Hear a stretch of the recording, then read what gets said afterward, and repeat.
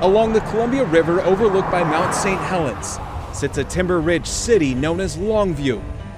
But well before the squirrel bridges crossed the street, the area where Longview currently is was mostly swampland, farmland. First known as Monticello, it would eventually take on the name of Missouri businessman Robert Alexander Long, or R.A. Long.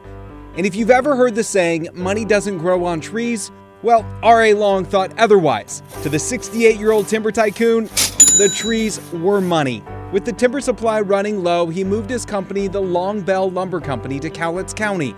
But Longview wasn't exactly populated because, again, it was mostly swampland, farmland. His team of engineers fixed that issue by building dikes to stop the land from flooding. A lumber mill, supposed to be the largest in the world, was built, which would employ thousands of workers. But those workers needed a place to live and a city to live in. What's different about Longview? R.A. Long and his team planned the city. They basically had the map set up of here's what this community is going to look like.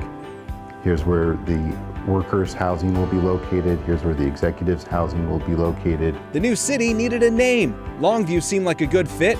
After all, that was the name of his house back home in Missouri. There was a little bit of a hitch. How big of a hitch? There was a community in eastern Washington called Longview, as two words, Longview.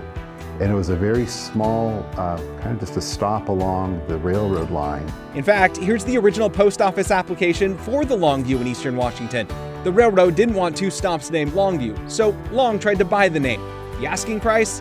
A covered platform so that the mail coming off the railway cars wouldn't get rained on, and that cost about $25.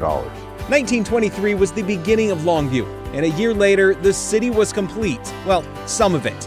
It went from swampy farmland to looking more like a city with a few streets laid out. It's a very empty city. It's like a blank slate in many ways. And at the time the city was built, it was actually built with private money, Long's money.